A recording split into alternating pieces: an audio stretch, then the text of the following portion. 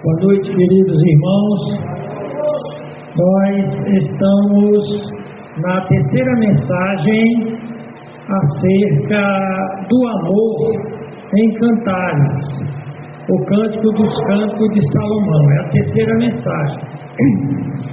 E nós vimos que uma das coisas que é bem problemática é o amor dos seres humanos, porque nem sempre o amor, conforme a dimensão bíblica, é vivenciado.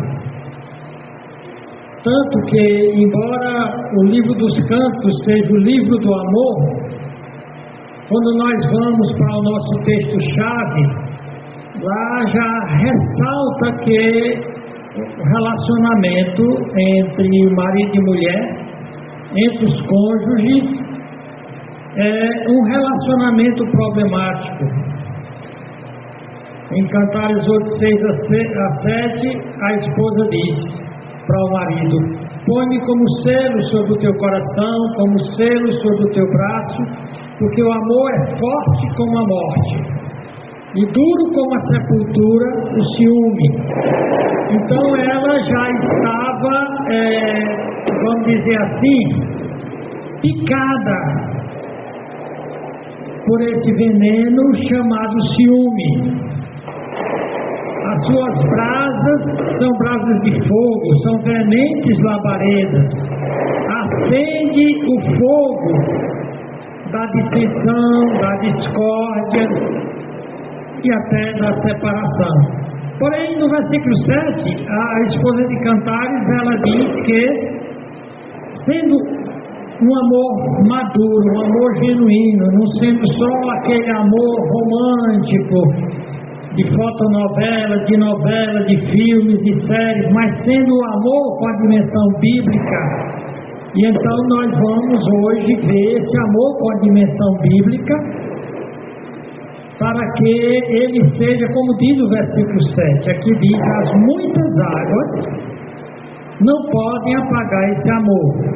Ou seja, muitas águas, um dilúvio, podem destruir a terra, como foi na época de Noé, pode matar muita gente e destruir muita coisa, como foi recentemente no Rio Grande do Sul.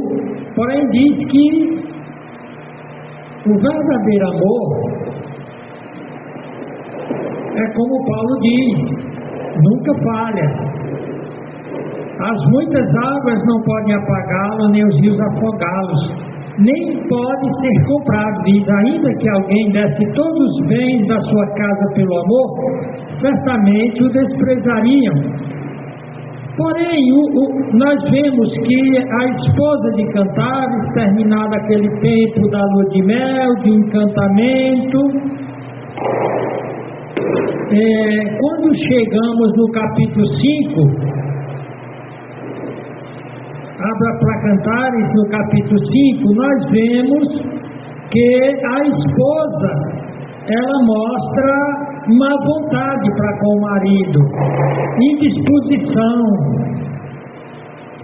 Ela não quis cooperar com o marido, talvez, quem sabe aqui, pelo que ela diz no capítulo 8, verso 6, por conta de ciúme. Talvez o marido deu lugar a ficar enciumada, e à noite ele procura ela, e ela bota ele na geladeira, bota para o sofá, ignora completamente. Eu sei que vocês nunca fizeram isso, né? Vocês que são casados. Mas mente. Olha o que é dito aqui: já vim, olha, o marido todo animado, todo feliz, chegou das suas atividades do dia, do trabalho, e toma um banho, se perfuma todo, tira a barba, está todo animado para ter uma noite de namoro com a comadre. E olha aqui, ó, olha a cena: já vim para o meu jardim, irmã minha esposa. Irmã minha quer dizer que ela é única na vida dele.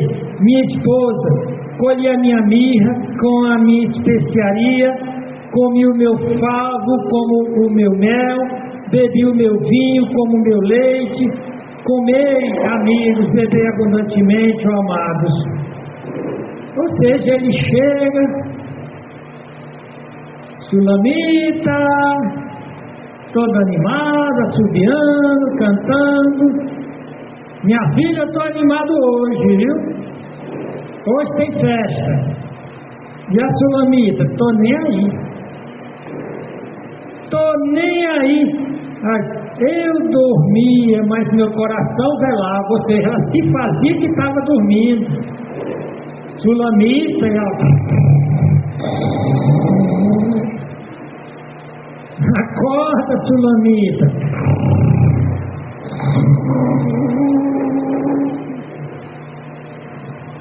Eu dormia, mas meu coração velava. E eis a voz do meu amado que estava batendo.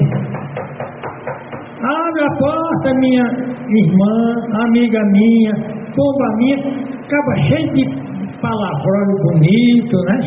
Todo cheio de poesia. Mas não deu certo não, viu?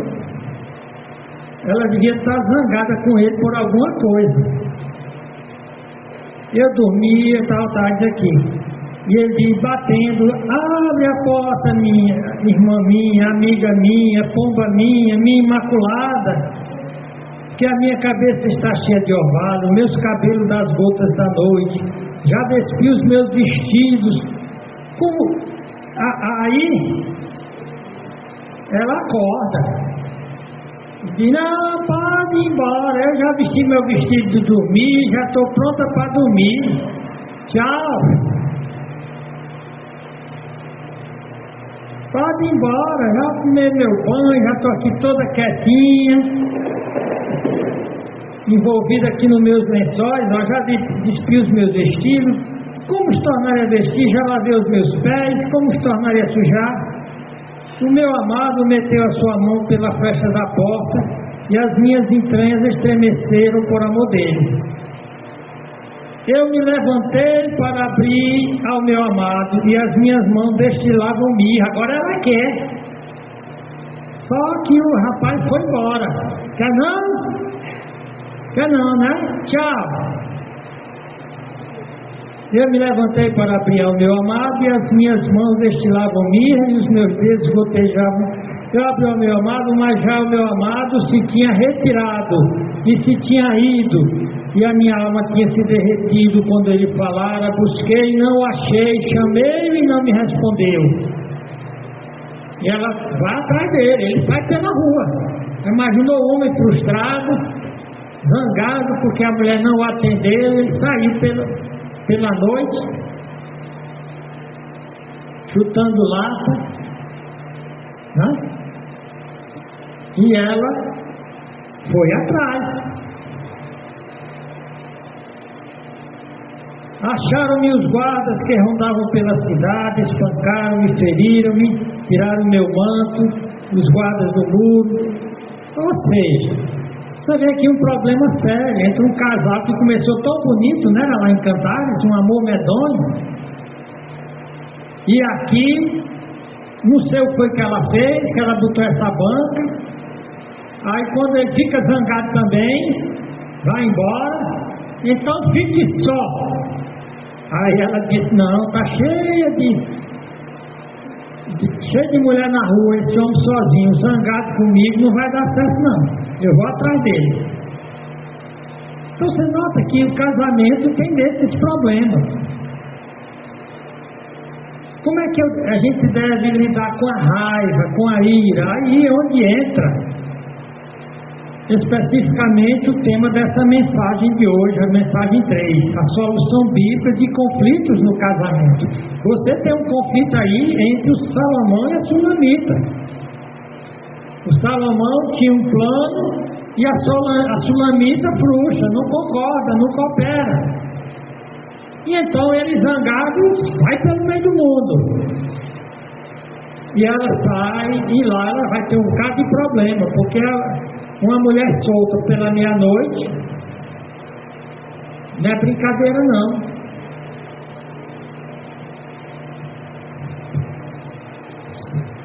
Pedro 2,19, pelo menos esses 2 versículos, ele mostra como resolver não é só os problemas do casamento, não, mas principalmente no casamento. Olha o que Deus nos diz nesse texto. Leiam comigo, eu gostaria que vocês cooperassem e lessem em voz alta, todo mundo.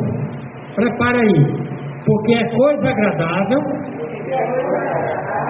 que alguém, por causa da consciência para com Deus, sofra agravos, padecendo injustamente. Sofra agravo, padecendo injustamente. Isso é muito importante aqui, viu? O que é que agrada a Deus? Alguém me solta uma piada, eu solte outra. Alguém faça cara feia para mim, eu faço uma cara mais feia ainda. É isso que Deus diz? Não. Qual foi o exemplo de Cristo? Diz, porque para isto sois chamados. Chamados para quê? Todo cristão tem um chamado para sofrer. Se ele quer seguir o exemplo de Cristo, porque para isso sois chamados, pois também Cristo padeceu, sofreu por nós, deixando-nos exemplo. E lá diz, quando ele era injuriado, ele não injuriava. Nesse quadro aqui eu aproveitei um gráfico do Larry Cohen, de um curso Conflitos da Vida. Lá você nota aí que, vamos supor que o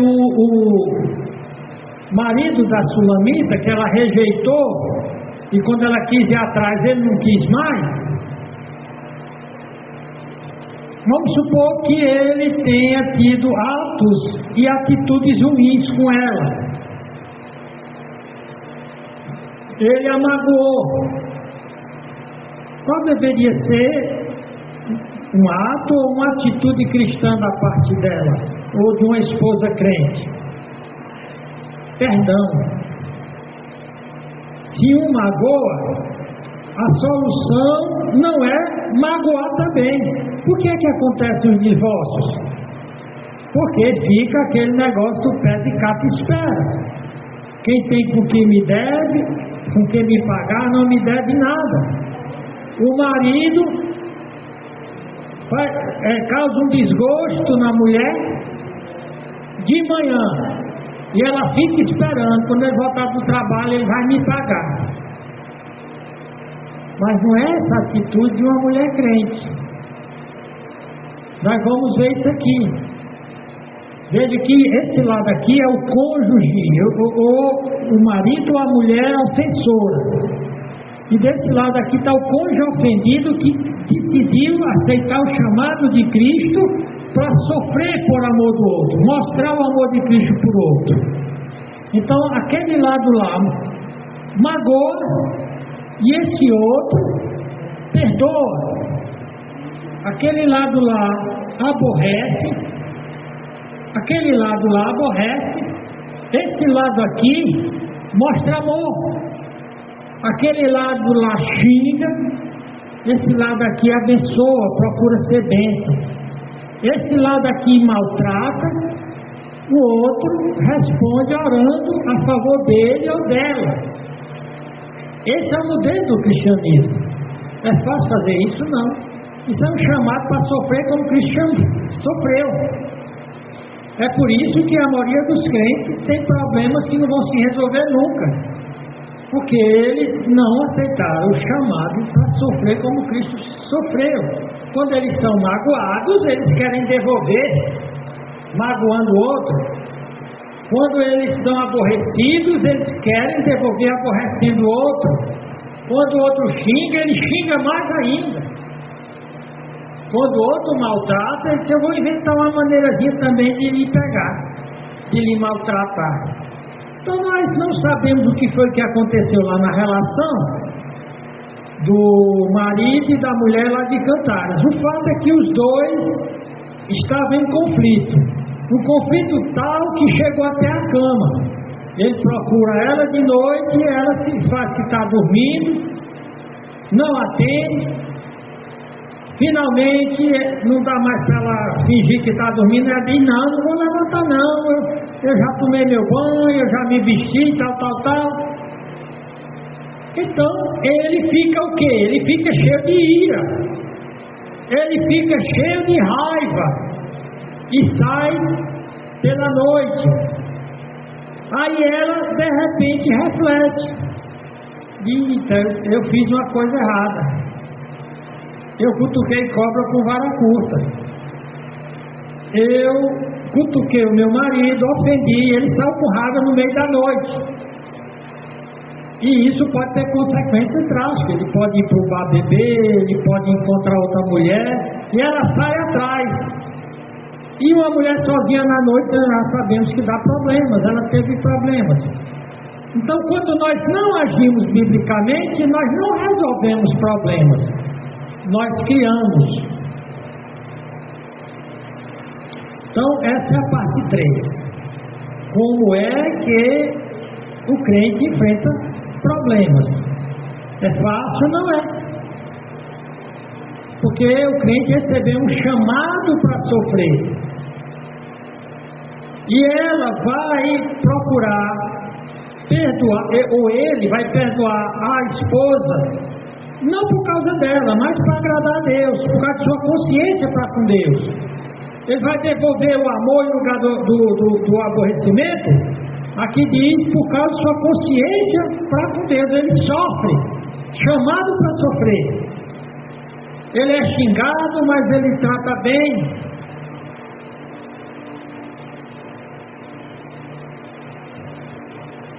O objetivo de Deus para o marido é que o marido seja um marido Cristo, que ame a esposa ao ponto de dar a vida por ela. Isso inclui sofrimento.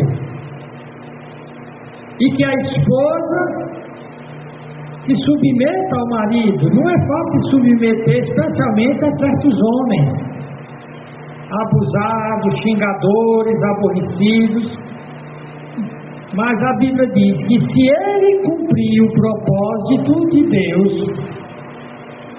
de amá-la, para amá-la ele vai ter de dar a vida por ela. Dar a vida por ela é aceitar o chamado para sofrer como Cristo sofreu, devolver o mal com o bem, e ao mesmo tempo ela. Então os dois vão se encontrar no centro. Eles vão se encontrar em Deus. A atitude não cristã, magoando. A atitude cristã, dando perdão. A atitude não cristã, isso aqui é em todos os nossos relacionamentos.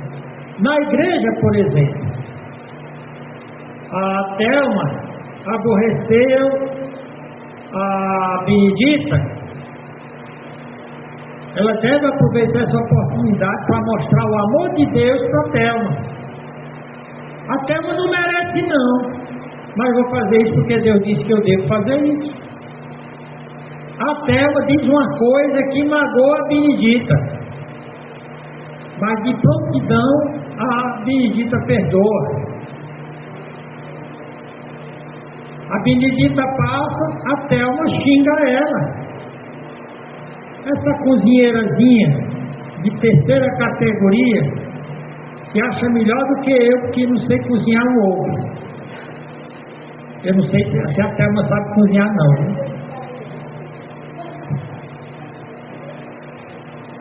Mas aí, ó, mesmo que a Benedita seja a melhor cozinheira das paradas, ela diz: minha irmã, Deus te abençoe, minha irmã.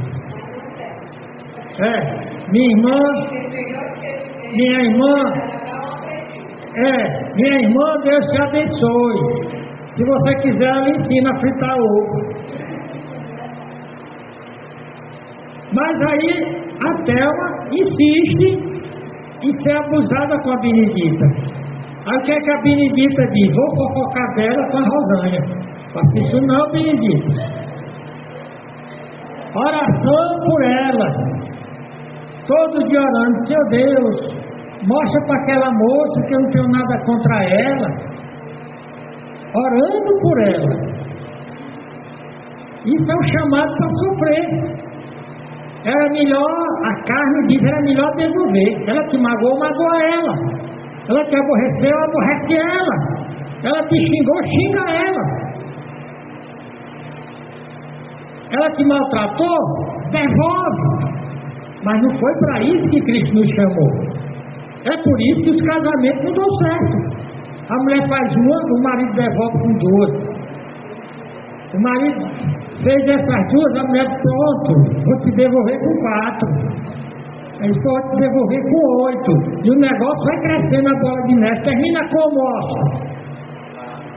Hein? Não termina bem? Não termina.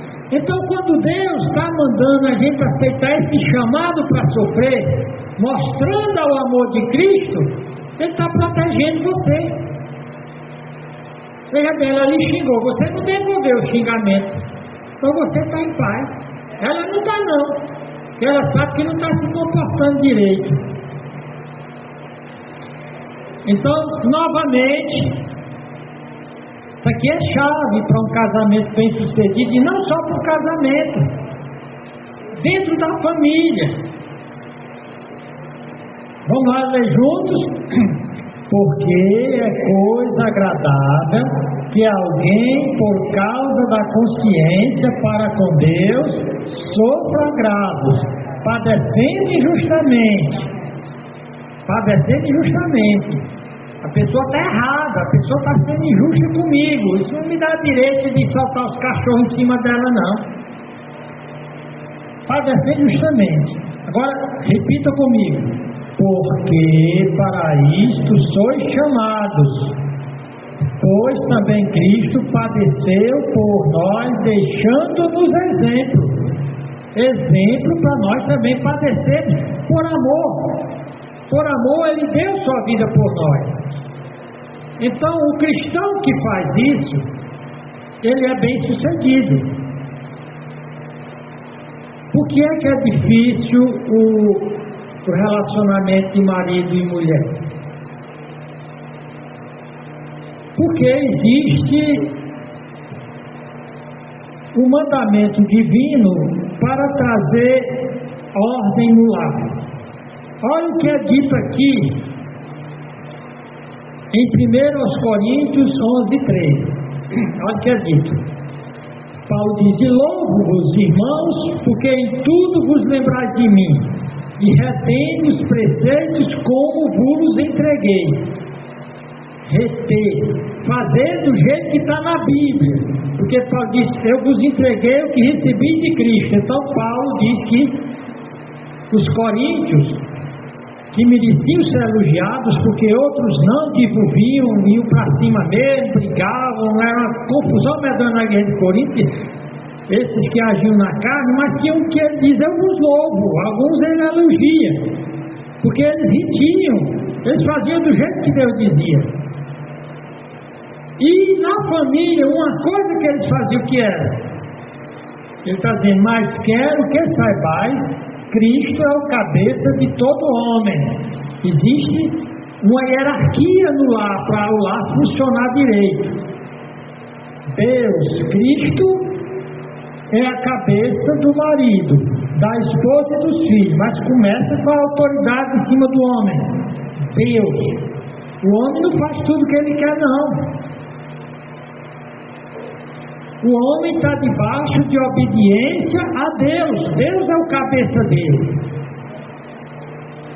Então, o cabeça de todo homem é Cristo.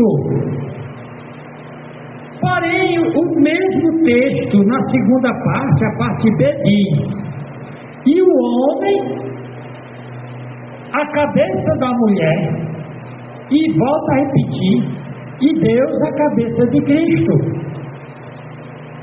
Você percebeu que na Trindade o próprio Cristo se submete ao Pai Celestial e os dois são iguais? Quando a Bíblia diz para a esposa ter o marido como cabeça, não está dizendo que ela é inferior, não está dizendo que ela é menor do que o homem, que ela tem menos valor, que ela tem menos importância. Porque o mesmo texto diz que Deus, que está se referindo a Deus o Pai, é o cabeça de Cristo. O próprio Jesus Cristo disse que a comida dele, o prazer dele, era fazer a vontade do Pai Celestial. Por isso que essa hierarquia que Deus colocou no universo, na Trindade, que é Pai, Filho e Espírito Santo, o Pai vem o primeiro, Jesus Cristo em segundo e o Espírito Santo em terceiro. O Filho se submete ao Pai e o Espírito ao Filho e ao Pai. E os três são iguais. E eles têm uma harmonia perfeita, cada um cumpre o seu papel feliz e alegremente. Infelizmente, a maioria dos lares não funcionam porque o marido não se submete a Deus, não obedece a Deus.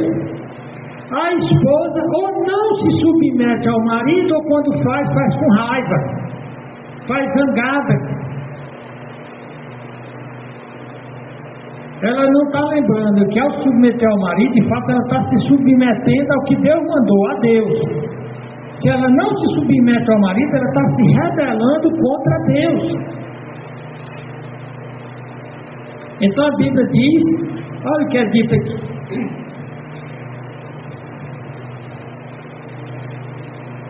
Nós vimos lá que o cabeça de todo homem é Cristo. Só vai funcionar a liderança de um homem que tem Cristo como autoridade máxima. O homem que não se submete a Cristo, ele não vai ser um bom marido. Ele não vai dar sua vida pela esposa e pela família. Ele vai ser um abusador. Mesmo que não seja um abusador, mas ele não vai ser o marido excelente que Deus espera. Em Efésios 5:23 repete, porque o marido é a cabeça da mulher, como também Cristo é a cabeça da igreja, sendo ele próprio o Salvador do corpo. A mulher, ela foi chamada para obedecer a Deus, mesmo quando isso é difícil, é sofredor, é fácil. Obedecer a um cabra fedorento, abusado, nojento. E tem uns maridos que botam nojento nisso, viu? Tem umas irmãzinhas que pegaram um rolo de arame farpado terrível. Mas a Bíblia diz: obedeça a esse traste, esse infeliz. Claro, a Bíblia diz que antes importa obedecer a Deus que aos homens. Obedeça naquilo que uma boa mulher obedece ao seu marido. Cumpra seus deveres de esposa, como uma boa dona de casa, uma boa mãe. Faça o que é possível fazer, que uma esposa faz pelo marido. Concorde com ele, onde não terá de desobedecer a Deus. E não faça isso lamentando. Muito mais, Cristo sofreu por mim, sendo Deus. Ele sofreu toda espécie de injustiça e disse que me chamou para fazer a mesma coisa. Se a mulher não fizer por causa de sua consciência para Deus, eu vou tratar esse bicho bruto, esse animal, com muito carinho. Não é porque ele merece não, ele merecia que eu desse um chute bem grande no traseiro dele e mandasse ele buscar fundó do Judas.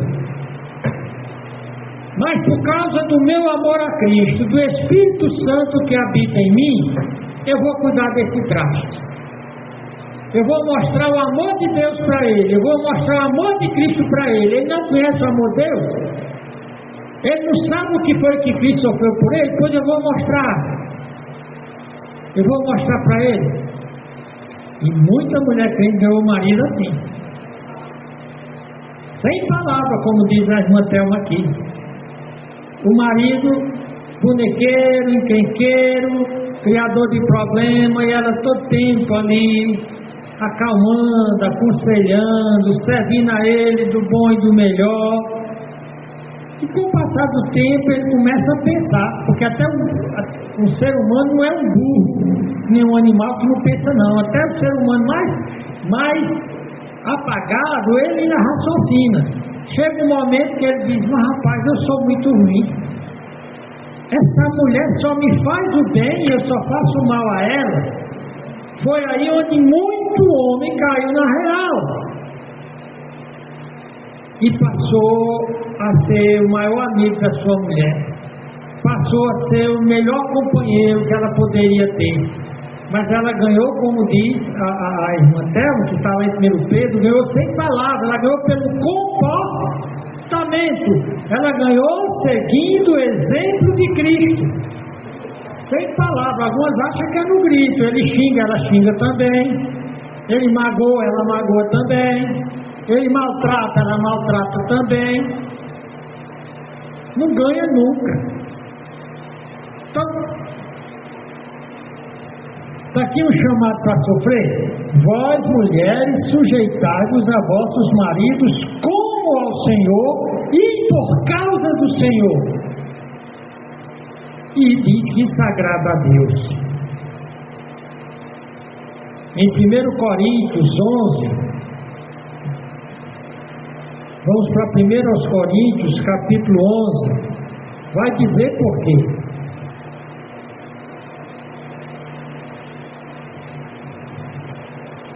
Mas, no sentido prático, Pedro diz, é assim que a mulher ganha um marido ruim, pagando o mal que ele faz com o bem. 1 Coríntios 11.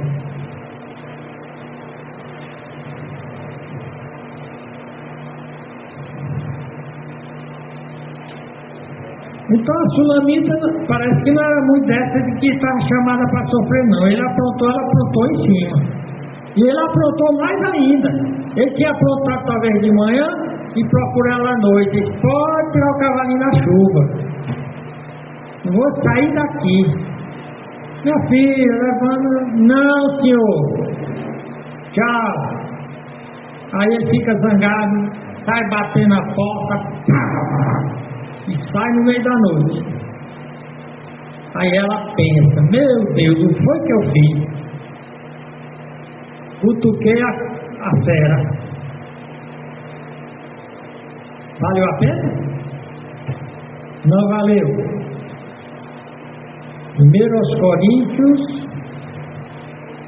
capítulo 11, 8 a 10.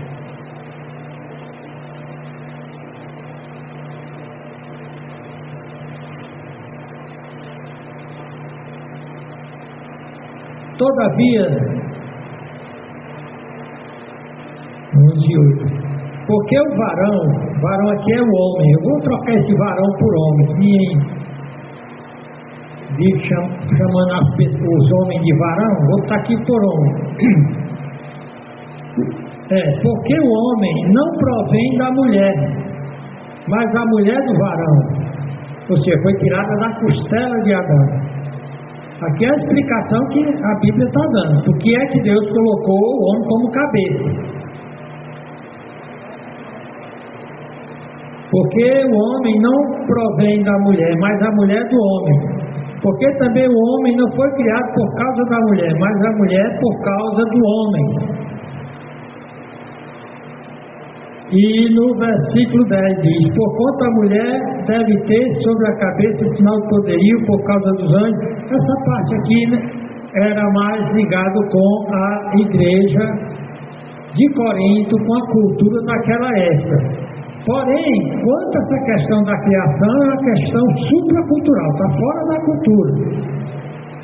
Tem a ver com o plano que Deus tinha desde a criação. Ele cria primeiramente o homem, e depois disse, não é bom que o homem esteja só. Eu criarei um adjutor, um auxiliador, que ele seja idônea, seja equivalente, e Deus criou os dois com o mesmo valor. Deus não criou uma escrava do homem, uma subalterna.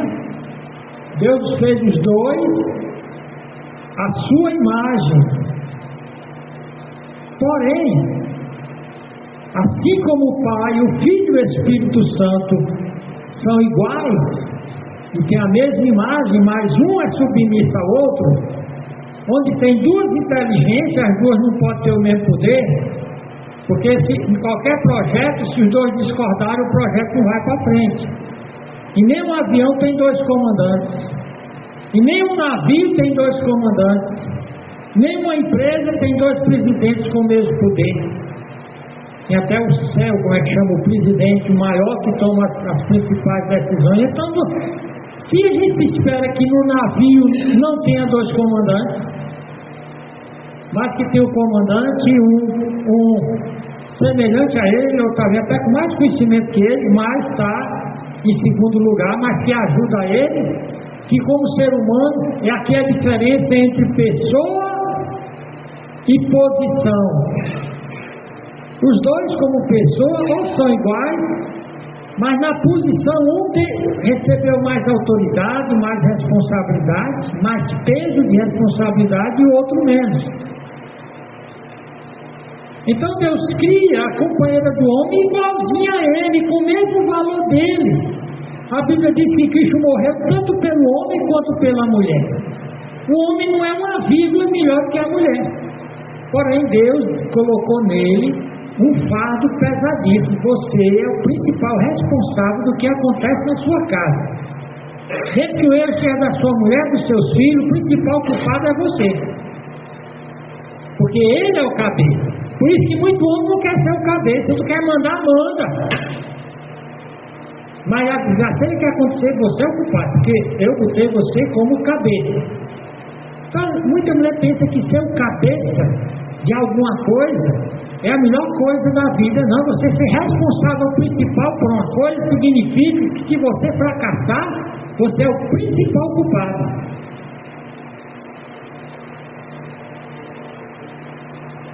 Em Gênesis 2:16 disse, também tem a ver com a queda. Na criação, na ordem da criação, Deus criou primeiro o homem e disse que criou a mulher por causa do homem. Não inferior, igual. Mas deu a prioridade ao homem. Na queda, o apóstolo Paulo vai dizer que Adão não foi enganado. Adão foi rebelde, foi ruim, foi pior que a mulher na queda, porque ele não foi enganado. Mas a mulher se deixou embelezar pela conversa fiada da serpente, do diabo, e achou que ia ser Deus se comesse do fruto. Por conta disso, Deus disse, e a mulher disse, multiplicarei grandemente a tua dor e a tua conceição, ou seja, a aparição de filho, parto dela, diz, com dor terás filhos, e o teu desejo será para o teu marido, e ele te dominará. Então ele já tinha o domínio antes da queda, por ter sido criado primeiro, ter sido colocado como capitão, como comandante, né, do barco,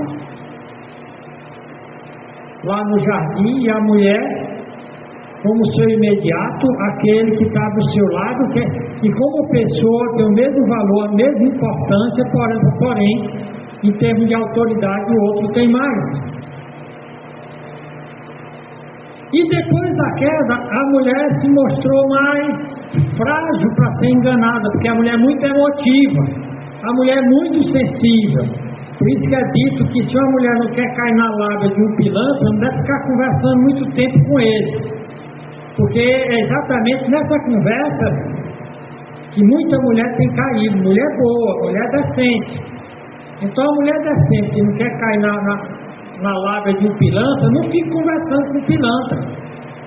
Começou a conversar com o homem, ele começou a lhe cantar, corte na hora. Porque se você der lugar para ficar conversando com ele, ele vai terminar lhe enganando. Ele poderá ser o pior pilantra, o seu marido o melhor homem da terra. Ele vai lhe convencer de que vale a pena você ter uma aventura com ele. Lembra que o diabo convenceu a Eva de que tinha algo melhor do que Deus estava dando a ela?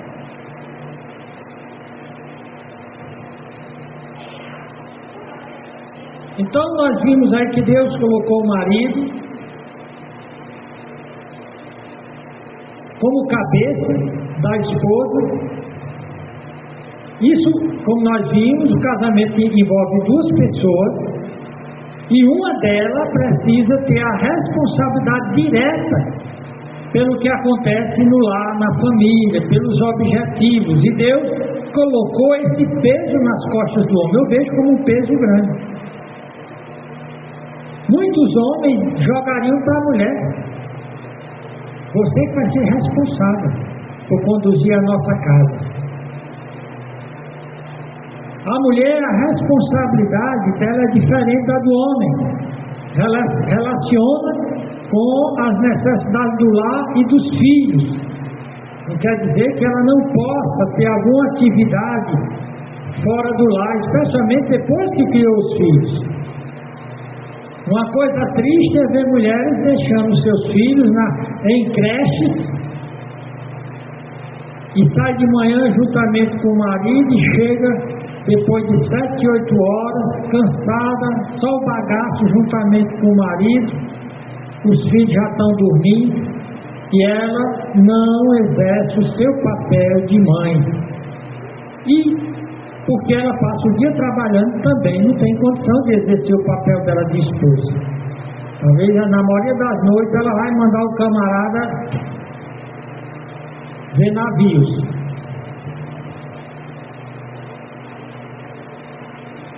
Há alguns princípios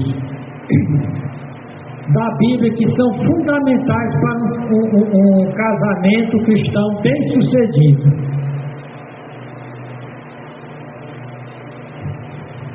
Eu vou terminar, fazer a conclusão com isso aqui. Isso aqui é um material do pastor Larry Cohen. Você não quer saber como as pessoas, elas têm frustração com esse negócio de autoestima. Elas gostariam de serem mais bonitas, serem mais altas ou mais magras. Elas gostariam de ser mais inteligentes, elas gostariam de ter mais habilidades artísticas e elas não se aceitam. Elas têm vergonha do próprio corpo, têm vergonha da própria inteligência, das suas capacidades. Quando o salmista diz que ele agradecia a Deus pela maneira como ele tinha sido criado, Davi diz para Deus, no Salmo 139, eu te agradeço porque de uma maneira maravilhosa o Senhor me criou. Aí está o princípio do valor pessoal. Eu fui criado de uma maneira maravilhosa, seja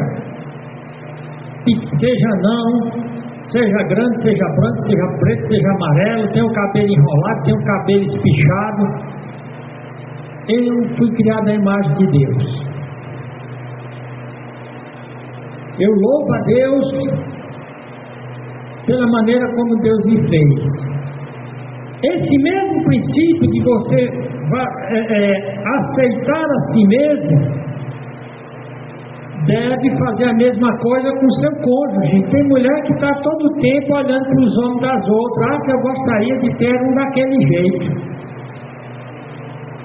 Ou sonhando com o bonitão da novela, do filme. Eu queria que meu marido fosse nem o Brad Pitt. Aceite o seu. A minha careca, buchuda. Aceite o seu carequinha, seu buchudinho. Ame seu carequinha.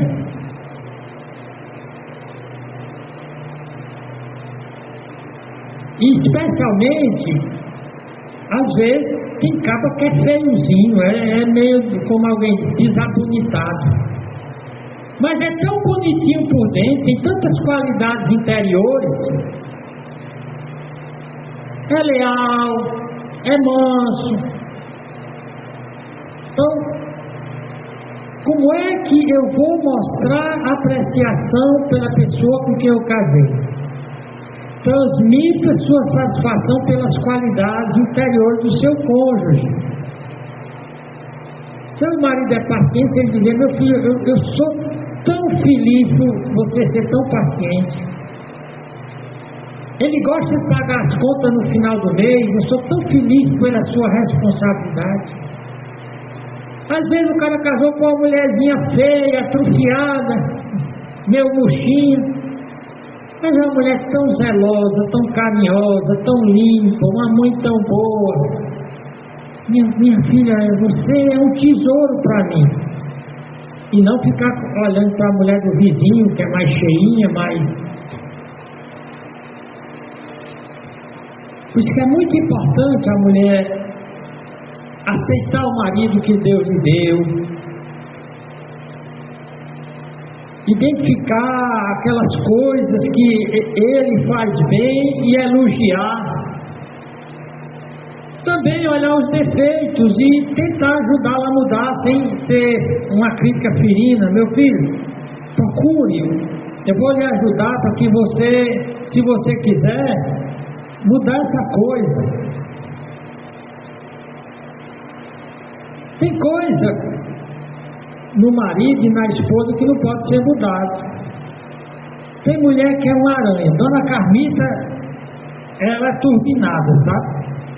Enquanto a mulher leva 1 hora para fazer um almoço, em 10 minutos ela faz um banquete. Não entendo como é isso. Ela está lá com as clientes dela, diz: ei, hoje eu vou passar fome, não tem nada no fogão. Menina, ela sobe, dentro de 10 minutos você tem comida à vontade. Mas se ela fosse dessas aranhas, ela começa a fazer o almoço de manhã, meu dia ela já queimou 3 panelas, botou a perder não sei quanta de comida, e está zangada que não tem o que comer não. Minha filha, vamos comer fora. Isso não é bom não, então você aprenda a fazer comida, já que sua mulher não tem jeito. Então, se tem traços na sua mulher ou no seu marido que não podem ser mudados, não fique amargurado contra Deus por ter lhe dado uma pessoa tão grossa assim. Mantenha os olhos abertos para perceber os pontos fortes da pessoa com quem você casou, para que você possa reforçar esses pontos. Então, aqui uma coisa muito boa que fortalece um casamento: a apreciação do outro.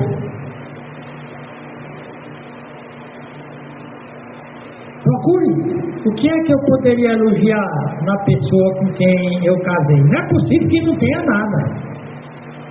Deve ter alguma coisa.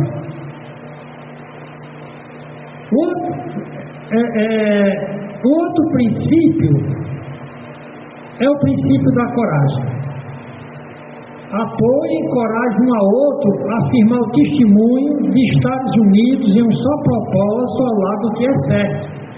Ou seja, conversem com o outro para agirem sempre certo, dentro da honestidade, especialmente se são 2 crentes, de uma maneira que glorifique a Cristo. Vamos sempre tomar posição. A nossa versão vai ser do lado do que é direito. O que for errado, nós não vamos participar. E se de repente um tomar uma posição, uma decisão errada, em lugar de ter uma atitude de briga, de confusão, perdoar e tentar ajudar a corrigir. Tentar estabelecer algo que ajude a pessoa com quem você casou a fortalecer aquelas áreas em que ela é mais fraca e você é mais forte.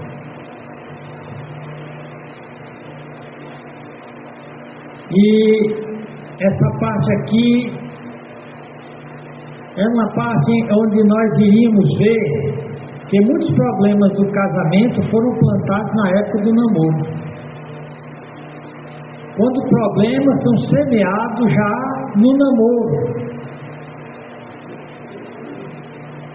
Especialmente hoje que o namoro começa logo no plano físico, fazendo sexo. Isso destrói a confiança um do outro. É uma maneira de destruir o casamento. A ideia de primeiramente morar junto para depois casar. Nenhum vai confiar no outro. Mas eu não vou desenvolver isso aqui. Quando os dois desenvolvem relacionamento sexual antes do casamento, gera no homem, no namorado, culpa e ciúme. Se ela se entregou a mim, ela se entrega a outro. E na namorada, gera culpa e desconfiança. Se ele sabe que não tem direito a mim e forçou até eu entregar, quem me garante que ele não vai fazer isso com as colegas dele, da faculdade, do trabalho? Então, intimidade física antes de intimidade espiritual faz com que a culpa e a desconfiança separem os dois. Intimidade e segurança só pode ocorrer dentro do casamento. Nós vamos tratar isso depois. Tem um princípio muito importante, o princípio da autoridade. É muito importante que o crente se submeta à autoridade de Deus. Se ele se submeter à autoridade de Deus, então ele vai se submeter a toda aquela cadeia hierárquica dentro do casamento. O marido vai obedecer a Cristo. E ao obedecer a Cristo, ele se torna um marido excelente. A esposa vai obedecer ao marido como ela obedece, a igreja obedece a Deus, e ela vai se tornar uma esposa excelente. Então, o marido Cristo e uma esposa igreja gera um relacionamento matrimonial, não sem problemas, mas eles vão amadurecendo cada vez. O casamento, o propósito não é a felicidade dos dois, mas é a maturidade dos dois, se tornarem semelhantes a Cristo. E quanto mais eles se tornam semelhantes a Cristo, mais agradável poderá se tornar o relacionamento. Aí onde entra o marido se submeter e honrar a Deus, e a esposa se submeter e honrar o marido. Aprender a ver a capacidade de Deus para fazer sua obra através dos fracassos e sucesso do marido. Muitas vezes o marido aprende na peia, assim como a mulher. Então muitas vezes o marido fracassou. Se a esposa souber trabalhar com isso, ele poderá aprender a não fazer certas coisas que levam ao fracasso. Outra coisa importante, cultivar o hábito de se aconselhar com pessoas maduras da igreja, com a família dele. Tem casal que estão se matando, mas para todo mundo está tudo bem. É muito importante, a Bíblia diz que nós devemos nos enriquecermos com a palavra de Deus para nos aconselharmos mutuamente, para nos exortarmos mutuamente.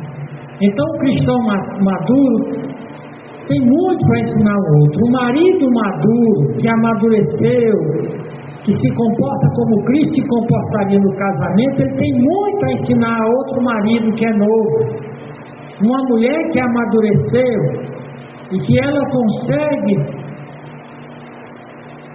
ser submissa a seu marido de uma maneira que ela não se rebaixa, de uma maneira digna, de uma maneira que ela acaba ganhando a confiança total do seu marido.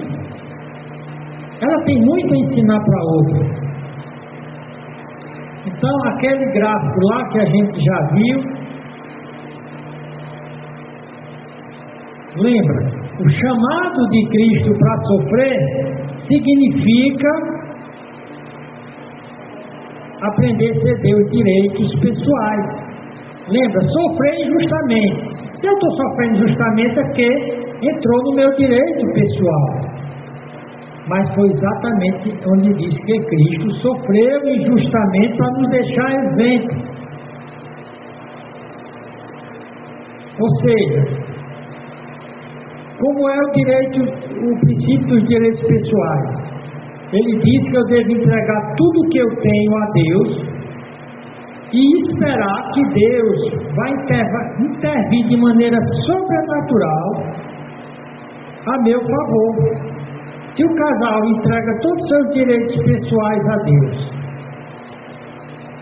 Deus vai agir na vida deles. Amém? É muito importante ver esse aspecto aí, de entregar os meus direitos pessoais a Deus, confiar que eu agir biblicamente, Deus vai suprir as necessidades, não só minha, mas do meu companheiro ou companheira, em vez de ficar ansioso e preocupado. É muito importante o casal desenvolver o ministério junto na igreja. Descobrir uma maneira como os dois poderão servir a Deus juntos na igreja. É muito importante evitar girar em torno de coisas materiais, fazer a felicidade depender de dinheiro, de trabalho. Nossa felicidade depende de Deus, do nosso serviço a Deus. É muito importante manter a liberdade financeira, não ficar devendo a ninguém, seguir os princípios de finanças de Deus. Aí nós voltamos ao chamado para sofrer. É essencial que façamos uma troca de nossas reações carnais naturais pelas reações de Jesus Cristo. Então, meus irmãos, o nosso tempo já acabou. Nós vamos continuar esse estudo sobre solucionando os problemas do casamento e da família, cultivando uma atitude semelhante à de Cristo, uma atitude que faz com que eu aceite o meu chamado para sofrer, confiando que eu estou agradando a Deus. E a Bíblia diz que os que agradam o Senhor, lá em Salmo 37, 4, 5 diz: agrada-te do Senhor e Ele satisfará o desejo do teu coração. Entrega teu caminho ao Senhor, confia nele, o mais Ele fará. Ou seja, eu vou fazer minha parte. Eu sou o marido, eu vou cuidar da minha família responsavelmente, sendo exemplo, sendo servo, sendo responsável por tudo que acontece, tratando minha esposa como Cristo trata a igreja, com todo carinho, com todo cuidado, tratando minha mulher de tal maneira que cada dia ela fique mais bonita, mais sadia, mais alegre, mais feliz por conta do meu tratamento. E a mulher, eu vou tratar meu marido como a igreja deve tratar Cristo, fazendo o meu melhor para ele, dando o meu melhor para ele, não devolvendo mal por bem, perdoando quando ele me magoa, amando quando ele me aborrece, abençoando quando ele me xinga, orando a favor dele quando ele me maltrata. Da mesma coisa o marido, perdoando quando a mulher está magoando, amando quando a mulher está aborrecendo, abençoando quando ela está xingando e orando por ela quando ela está maltratando. Chamados para sofrer, é chamado para agradar a Deus. E Deus vai agir sobrenaturalmente na vida de quem decide fazer isso. Aquele cônjuge que está me fazendo sofrer, ou ele muda, ou Deus manda ele pastar no outro mundo, no vale da sombra da morte. Amém, meus irmãos? Vamos orar. Senhor Deus, obrigado por esse tempo e por essa palavra, em nome de Jesus Cristo. Amém e boa noite.